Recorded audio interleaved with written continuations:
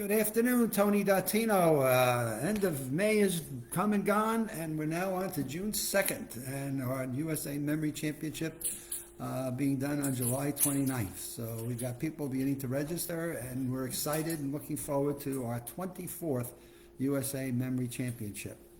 And our finals will be September 23rd here in Winter Park, Florida at Full Sail University, and the team is moving along, so we're making progress and moving forward. And my Live with Tony session today will be about something I've talked about so many times and just found it fascinating in reading a paper this Wednesday, an article that just doesn't surprise me yet. I wonder how many of us think about this. And it talks about less dense neighborhoods. People with less dense. We got those 2 acres and we got a field of 4 acres, or we're out in the country.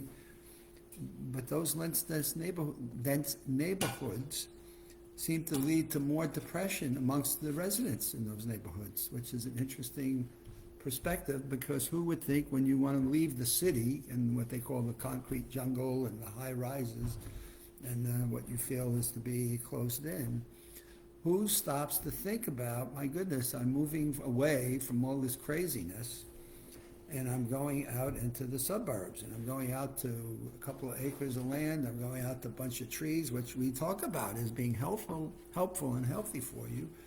But as we go out into the trees and live in that, and we live in that environment, a study that was just recently done, that is a Yale postdoctoral report, basically has found that more people get depressed where they're spaced apart, where they're not living next to someone, or they're not in a high rise or an apartment building. And you got to start to ask yourself the question, why not?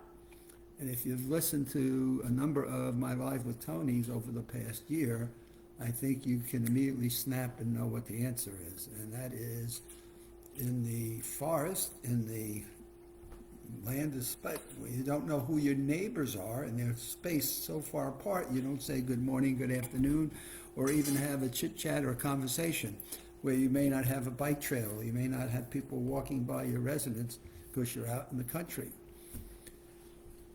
You're not socially interactive.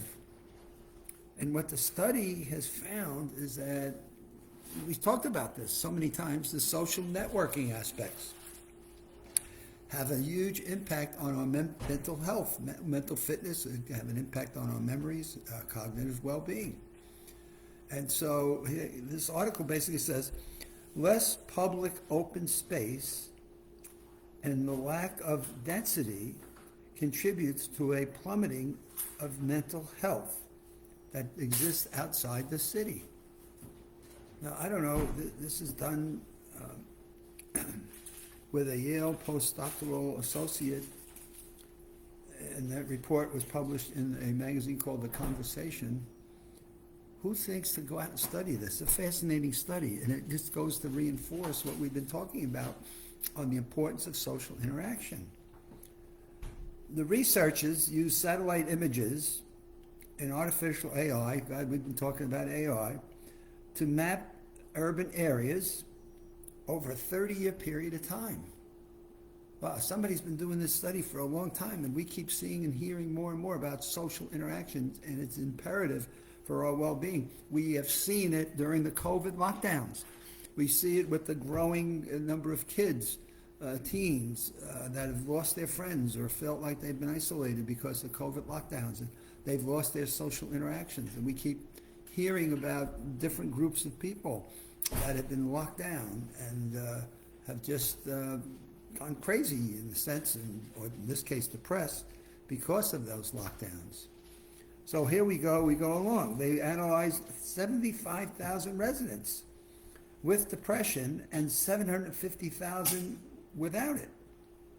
And they noted their location per capita of prevalence of mental illness. So a fairly substantial size study.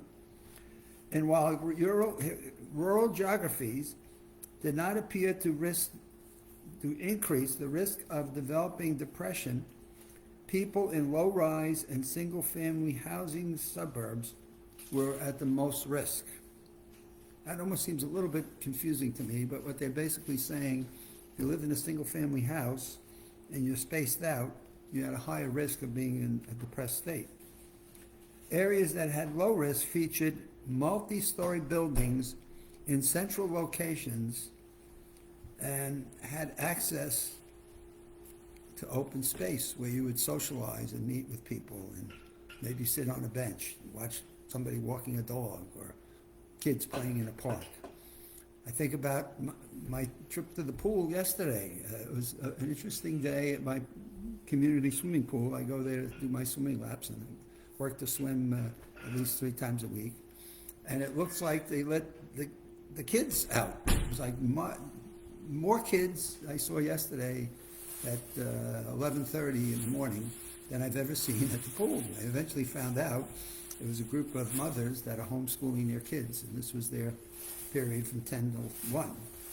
But what I found interesting is I sat on my chair, I sat and did some reading, but I just studied and watched the kids playing in different ages and different ways of jumping into the pool and swimming or doing their water guns. And it was very interesting to just be a part of listening to these kids having a good time and laughing and playing. And their parents very respectful. In this case, the moms, very respectful of where the kids were and what they were doing. And I just found it to be very, very enlightening to observe what homeschool moms are doing with their kids and the social interaction and the playing and the freedoms that these kids had. If they were out in the woods, as I know at times, one of my family members live out in the mountains, and the neighbors don't socialize with one another. They don't know who is next door. They've got lots of trees and bears and deer and what have you. They don't have a lot of people that are getting together and walking past one another and having what we call community. And how much research is now being done that talks about community and building up friendships. And I've been talking about that in terms of how many friends should we have? How many close friends should we have where we confide and talk? And how studies are revealing more and more about its importance to our long-term survival and our desire to continue to do the right things and are setting up our values. The results show that the dense inner city areas have a reduced impact. Dense cities provide relatively opportunities of social networking and interaction, which leads to benefits in mental health. A certain level of density is, after all, necessary to create lively communities that support shops, businesses, public transportation, while at the same time allowing restoration with the benefits of open space. So we've got this trade-off because basically they close by saying it's weird because it seems like it should be so easy to like make friends in a big city and meet people and go on dates. So you don't feel lonely and you never get the right amount of sleep, which I'm not sure. I've been talking about the importance of sleep. But the fact of the matter is, you're not lonely.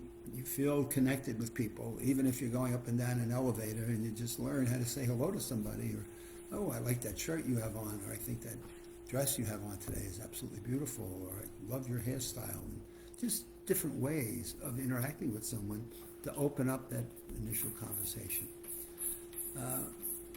So having read this, Suburban Angst was an interesting topic. I read at the pool yesterday, and I just wanted to share, again, the continuation of what's important to our mental fitness. What are the key factors that make a difference? And we certainly have talked about the importance of exercising and getting out and walking, and doing some light weightlifting and doing some flexibility. And if you tie that in with the one I did last week on having a friend, walk with a friend, and socially interconnect at the same time, you've got a double bonus for long-term longevity and also your mental health and your memories. Well, it's June 2nd, weekend time. It's time for the weekend. Temperatures are warming up across the country. I see beaches are getting a bit more crowded. Pools are being used and warmed up.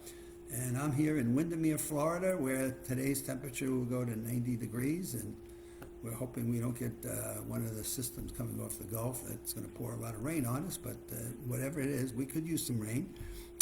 It's time to enjoy the weekend and maybe a barbecue and a couple of burgers and dogs and some sausage and peppers and onions, and get ready for a pleasant weekend.